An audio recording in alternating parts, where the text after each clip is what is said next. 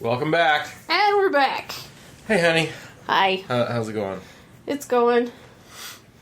It's going like we're recording late. Yeah, and then you're abandoning me for a week. By late, I mean 9:20 on a Saturday.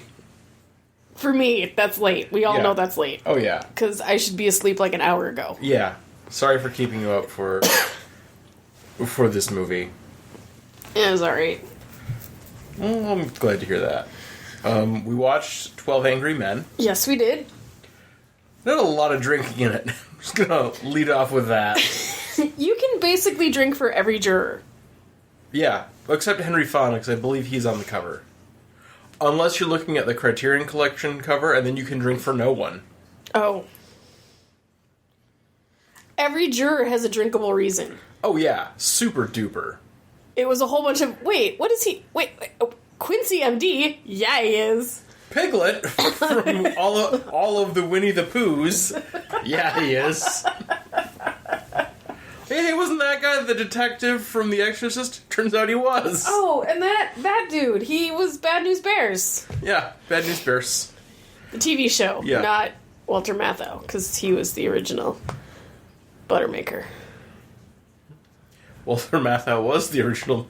What's the original movie Buttermaker? Yes. They remade that movie, honey. You didn't know? What?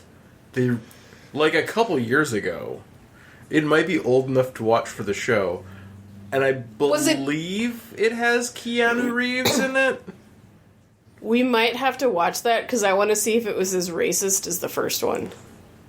Might have been. Maybe not quite as... Double feature, whoop whoop! I would rather watch two science fiction movies. You have your weekends, I have my weekends. I know. So yeah, like, I want to say the first time I saw this was, like, in school? Like, high school? For what class? Social Civics? studies? Yeah, something like that. You know, some bullshit where you have to learn about how, how the country works. Might have been English. I don't know. Probably not English. It could have been English. Alright, so do me a solid. What's that? Explain the Criterion Collection. Okay, so the Criterion Collection is a unrelated series. They're movies that aren't related to each other in any way. Right. Except their importance to cinema as defined by the people who run the Criterion Collection. So, a cynic might say, oh, it's a bunch of movie wanks wanking over movies. But the movies that they are releasing have, are painstakingly reassembled with, like, so are they the best technologies. So are they supposed to be, like, socially significant or culturally relevant, important somehow? Okay. Like, I doubt there's ever going to be a The Hangover Criterion Collection. Because if there's one thing I've discovered, it's that movie wanks don't like comedies. No. So these are things that qualify for... that the Oscar people would vote for. Yeah. Like... But not necessarily all Oscar-winning films become correct. members of the Criterion Collection. Okay. Correct. Like some... I feel like it's... From my experiences, some of them that fly a little under the radar for, like, mass appeal. This one made no money. Yeah. But still, like, significant to art, according to wanks. Don't get me wrong, I love me some Criterion movies. I was gonna say, so you approve of what the wanks think of? Largely. Okay. I mean, you can't go wrong with Akira Kurosawa, because, like, even if you're not paying attention to the movie, like, this looks pretty cool. Like, are those guys fighting? Like, oh yeah. Like, why is it raining? Don't worry about it. In this one?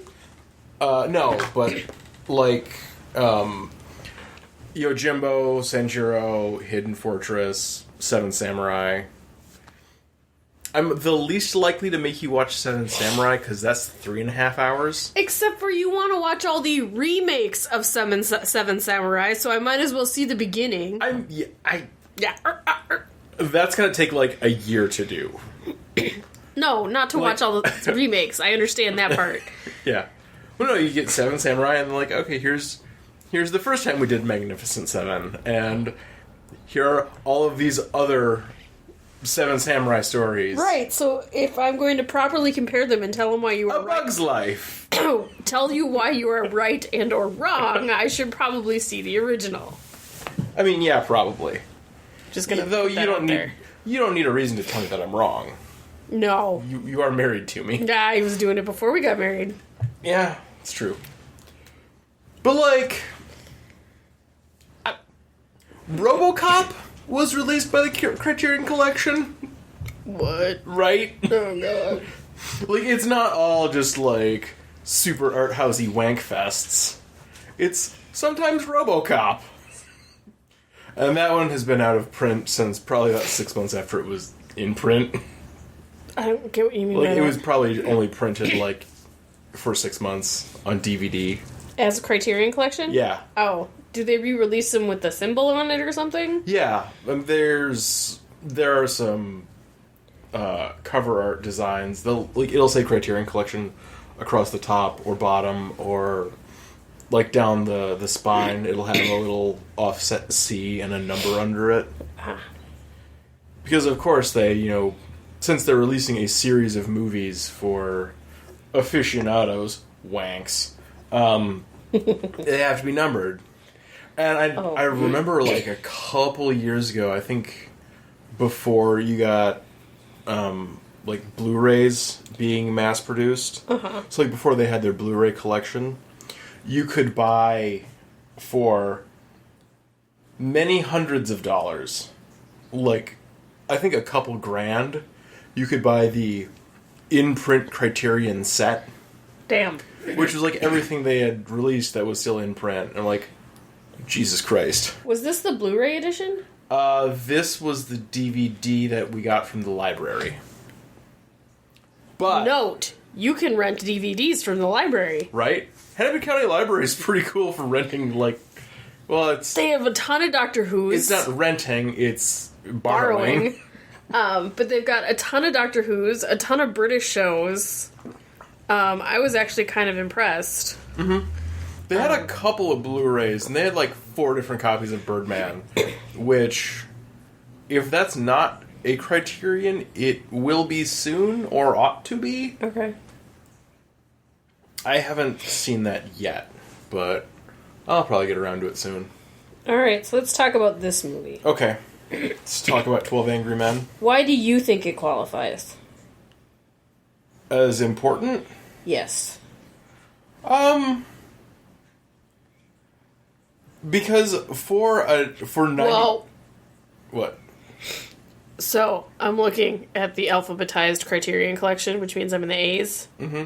Armageddon. What was the year? 1998. Ooh, shit. Michael Bay has a Criterion Collection. That is unfortunate. Alright, you go back to... Why I think this deserves to be on the Criterion Collection, or... What do you think what makes it so great that it would end up on something like the Criterion Collection? Well, first and foremost, it is a well-made film. Okay. Like, the technical aspects are good for the budget they had. Right. Which was not much. Right.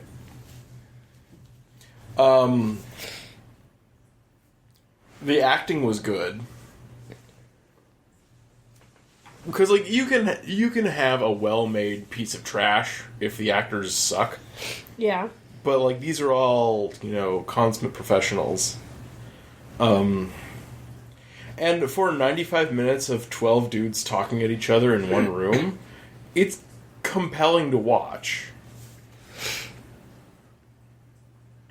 I mean, I will concede, like, it'd be a real short movie if, they just all voted guilty at the beginning. Except for, You and know, like once you get the one guy, it's like, okay, alright, whatever. There's 90 minutes. He voted not guilty. They're gonna talk about it for a little bit. And then it's, okay, now it's 2 guys. And like, if they got to 6 and then like dropped back down to 4, it'll like raise the stakes a little bit. See, but yeah, here's like, you know pretty early on. from like, the beginning. Like, oh yeah, it's gonna be not guilty. And like, yeah. At that point, you're along for the ride. And maybe it's just this courtroom drama fanatic that I am. Mm-hmm. And I understand where this lands. That's kind of why I picked it. Within the timeline of, I mean, this came out when? 57? So it's been how many years? 70 years? 60 years. 60 years, because I can math? I can math just as well. Was it 57? Yes, 1957. The television version came out in 1954. Okay. Which was included on the Criterion. Oh, good to know. Yeah, right? So, it's a long time coming. Mm-hmm. And there have been a lot of movies and a lot of TV shows and a lot of tropes, and I'm assuming a lot of things that garnered inspiration from this one particular movie. Mm-hmm. I mean, that's reasonable to assume. Well, especially if it landed in the Criterion Collection. It was obviously influential, so... Yeah, like, just because it didn't make a bunch of money doesn't mean it wasn't important. Oh, no, when it came out. I get that, but my problem is I've been watching the 60 years of stuff between now and then. Uh-huh. Your Perry Masons, your LA Laws, your... My Law and Orders, my Chicago... I didn't think that you watched Law and Order. Well, I'm watching the new Law and Order. Chicago Law, or whatever the hell it is. Chicago Justice. Yes. Yeah. Chicago Justice, that's what it is. Same guy. See what I did there? Yep. Same guy. So, you know, and so it was not exciting for me. Okay.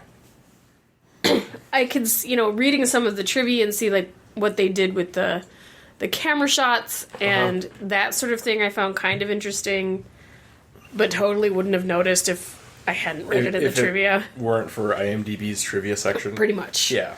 So,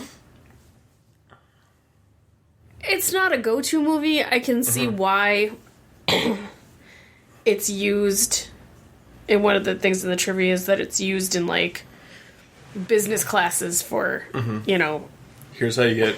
Here's how it can take forever to break, you know, a group of people down to come to your side. Yeah. But not only that, but the dynamics, all of the dynamics within a room that you have to take into account in order to make decisions. Yeah. And, like, it felt for me like there were maybe 6 main characters here.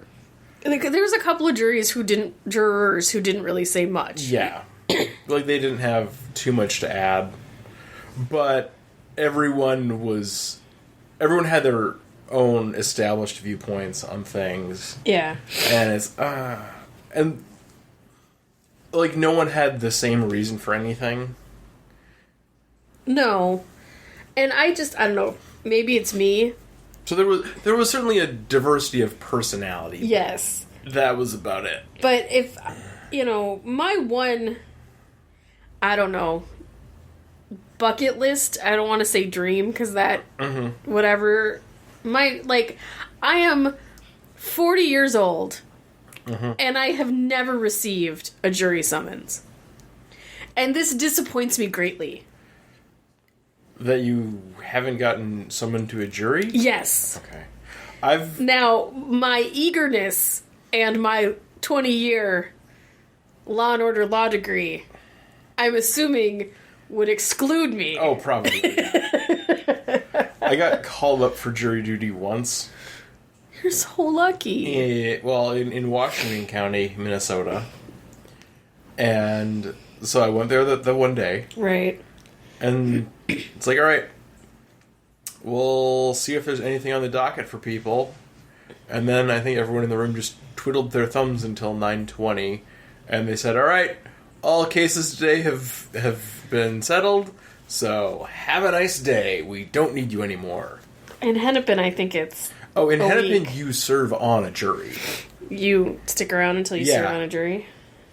I believe. We don't have anything for you today. Yeah, you have to call in, and if it's like, and then it's either color system or a number system or something, I can't remember what it is.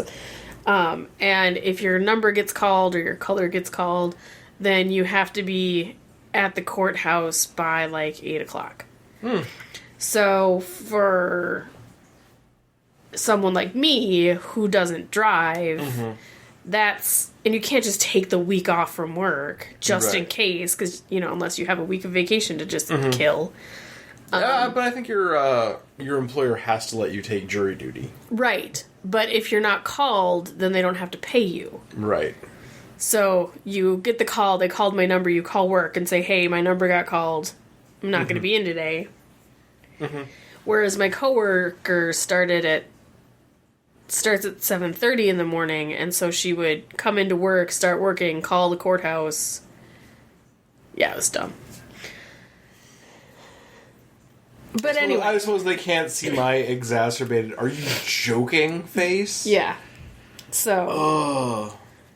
And I'm gonna punch in and then call, like, oh, I have half an hour to be to court. Yeah, well, nobody said she was smart. So yeah, I'm sad, and half of my okay, this is sort of a lie, but part at least of my reason for registering to vote is because you're also and getting your driver's license and having a state ID and all of that fun stuff is so that they might just maybe call you up for jury duty. And I'm jealous of people who have been called up more than once, and I have been called never. That's the best part of random lotteries like that, I guess. I don't know. Hey, maybe... Wow. What? I am only into the D's on the Criterion Collection. Uh-huh. And we have watched several. I don't know how many Criterion releases we have watched. No, but movies but that we've watched qualify. movies that have been released by the Criterion Collection.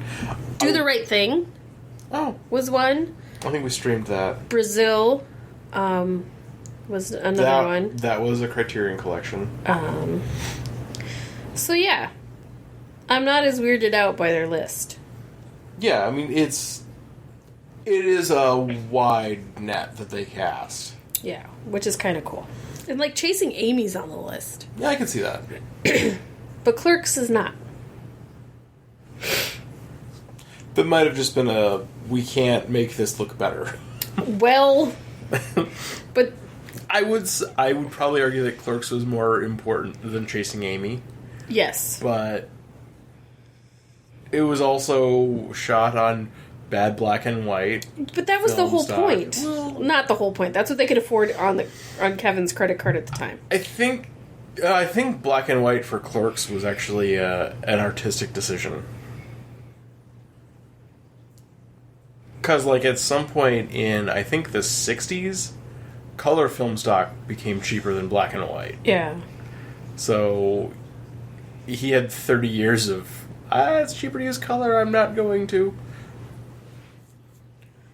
But anyway. Sorry. It's alright. What else you got? Got stuff. I don't know. I'm kind of glad we watched the Beastie Boys video anthology. Yeah, I guess. I mean, that's not for me. Oh, Being John Malkovich was another one Okay. that we watched. Have we watched Brazil for the show? Yeah, that was a Christmas movie. Oh, yeah. Like, probably in the first 2 years. Huh. I'll stop looking at that. I am fascinated by it, I though. want to say that would have been The first set of Christmas movies? No, our second set. Ah. Because I want to say the first set was when I did... Boys in the Hood. No, it was Boys in the Hood in Brazil that year. Oh, okay. I want to say the first year was, and if only there was a way to, like, look this up. Only there was some place we could see. Where we keep our podcast that you can look at? Yeah. I want to say that year one was Die Hard and 12 Monkeys. Because both of them have Bruce Willis. That is something you would do to me. It is something I would do to you. Huh. Anywho. Mm-hmm. It's unfortunate. I mean, it's a decent movie, this movie that we're watching today. Mm-hmm. And obviously it's been on my list of movies I should see. Yeah. I didn't know why. Right. And now you know why you should have seen it? Yeah, but there's just not a lot to say about it. I mean, the plot is consistent. Did you like it? I didn't hate it. Okay. It was just predictable for me. Okay. Well, I think it's supposed... Like, being predictable is not damnation for this movie. And one of the things that... And I couldn't figure out why it was bugging me, and I still am not sure why. And it's because it's a movie, and you can't talk over people. Mm-hmm. But there's so much talking one at a time that it doesn't seem real. Yeah. Like that's not how groups of 12 discuss That's things. not how a group argument would go. There would be more overstepping and all of that, so that part was hard for me. I think there was a little bit of cutting someone off mid-sentence, but again, we're talking about a society that we seem to think was more polite to each other when this was released. Well, this wouldn't prove us otherwise. It wouldn't. Prejudice is real. Yeah, oh yeah. So yeah, like, this doesn't pass the Bechdel-Wallace or any kind of diversity test because... No, because it's all old white guys yelling at each other. 12 white dudes. I mean, they're not all old. Like, none of them are, like, young. Yeah. Middle-aged or older. Yeah. There was no 20-somethings in there. Yeah. Like, okay, so... Definitely not... These are all more or less professionals men. Yeah, and... Middle class and up. Not, people of the defendant's peers. Right. I mean, there was, like, the one guy who... Quincy MD? No, I think it was Juror 11 who, like, spoke with a little bit of an accent? Yeah. The watchmaker? Yes. Yeah, because Juror 12 turns to him and says, I bet the finest watches are made in Europe. I'm like, okay, so you're assuming that he is a European immigrant. He didn't say Europe. He said Europe. Some of the finest watches coming from Europe. I don't Or finest watchmakers coming from Europe. I 100% guarantee that. No, I honestly don't think that's the line. Anyway. Sorry. No, it's alright. I thought he said, like, America. No, he said Europe. Huh. Yeah, can you bring up the transcript, please? I would love to. Can we go to tape? Yeah, we'll go to tape. That's just going to take a little too long to actually get to, so I'll just trust me on this one, please. No, open it up and do Control F watch. You're killing me. Nope. All right. You have the transcript. Well, then I guess you're in charge of boot leather. No, that's what... No, Mogwai is in charge of boot leather. No, you are in charge of boot leather. Holy bucket. Don't worry about it. Oh, I can't read that from here. Right? So I guess I'd have to believe you either way. Yeah. Well, just keep talking with your boot leathers. My leather's made of boot? Yes. Your boot making leathers. Is that better? Yes. I honestly got nothing.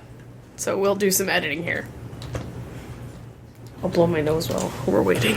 Well, I imagine the finest watchmakers in the world come from Europe, huh? Huh. At 35 minutes and 26 seconds. In your face! And that's the only time they mention Europe. Huh. Huh. No, the reason because I remember thinking, well, that's a shitty thing to say because he's obviously not American. Oh. Okay, yeah. Yeah. That's why, because I had an actual reaction to that line. That you misheard. Yes. Not the first time, not the last. Wait, what did you just call me? Huh? I love you. That's what I'm here for. Stink butt. So, would you watch this movie again? No. Really? No. I honestly don't think it's not one of those movies that I think if I saw it again, I'd see something different. Okay. Or see something I missed, or... There's not a lot to this movie. And I think that's part of its charm and the simplicity of it. Mm-hmm. So, that's what I got. Yeah, well, I think I would watch it again. You know, again, not necessarily soon, but it's one that I would come back to. Okay, that seems fair. Yeah. All right. Anything else? See you next week, because you're leaving me. Yeah, go to bed, because it's late. It's not nighttime.